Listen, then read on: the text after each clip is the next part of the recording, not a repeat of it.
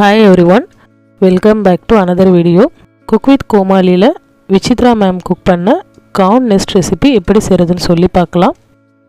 First இந்த recipe செய்யிறதுக்கு sweet corn நம்ம வேக வச்சு எடுத்துக்கலாம். நான் 100 gram sweet corn எடுத்துக்கறேன். அதோட கொஞ்சம் salt add பண்ணி இப்போ இத வேக வச்சு இத வந்து தனியா நம்ம எடுத்து வச்சுக்கலாம்.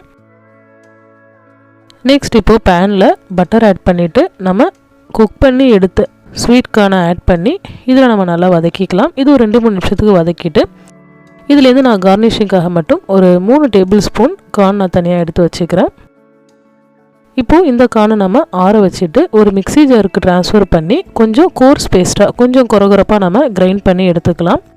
இப்போ நம்ம கிரைண்ட் பண்ணி எடுத்த இந்த coarse paste ஒரு பவுலுக்கு ட்ரான்ஸ்ஃபர் பண்ணிக்கலாம்.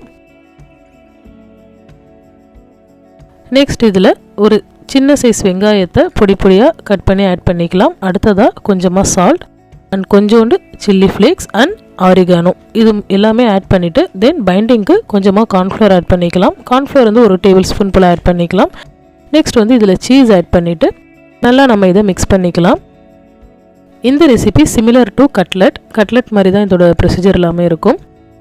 இப்போ அவுட்டர் கோட்டிங்காக நான் எக் வந்து பீட் பண்ணி எடுத்துக்க போறேன். ஒரு எக்ல கொஞ்சமா salt and chilli flakes add பண்ணி இத வந்து பீட் பண்ணி எடுத்து வச்சுக்கலாம். and obviously நமக்கு வந்து bread crumbs வேணும். சோ இப்போ மூணுமே ரெடியா இருக்கு. நம்ம ரெடி பண்ண இந்த corn mix, egg and bread crumbs. இப்போ இத வந்து நம்ம ஒரு சின்ன கட்லெட் ஷேப்க்கு இந்த மாதிரி தட்டி எடுத்துக்கலாம். எடுத்துட்டு சென்டர்ல மட்டும் நான் கம்ப்ளீட் ஹோல் போடாம நெஸ்ட்ல இருக்கிற மாதிரி சின்னோண்டு ஸ்பேஸ் நான் கிரியேட் பண்ணிக்கிறேன். and இப்போ வந்து எக்ல வந்து டிப் பண்ணிட்டு கோட் பண்ணிக்கிறேன். நெக்ஸ்ட் வந்து bread crumbsல வந்து கம்ப்ளீட்டா கோட் பண்ணி எடுத்துக்க வேண்டியதுதான். இப்போ இத கம்ப்ளீட்டா கோட் பண்ணியாச்சு. இதே மாதிரி நம்ம எல்லாத்தையுமே ரெடி பண்ணி எடுத்து வச்சுக்கலாம். இப்போ நம்ம ரெடி பண்ண இந்த corn nest ஹாட்டான ஆயில்ல போட்டு மீடியம் ஃப்ளேம்ல டபுள் சைடுமே கோல்டன் ப்ரவுன் கலர் வர வரைக்கும் குக் பண்ணிக்கலாம்.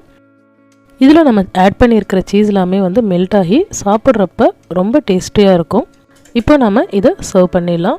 நம்ம ரெடி பண்ண இந்த corn nest வச்சிட்டு சென்டர்ல நம்ம ஒரு ஸ்பேஸ் கிரியேட் பண்ணோம் இல்லையா, அந்த ஸ்பேஸ்ல நம்ம ஆல்ரெடி குக் பண்ணி அதாவது பட்டர்ல டோஸ்ட் பண்ணி எடுத்து வச்ச ஸ்வீட் கார்ன்ஸ் ஆட் பண்ணிக்கலாம். பாருங்க எவ்வளவு சூப்பரா குக் ஆயிருக்கு. சீஸ்லாம் மெல்ட் ஆகி வருது.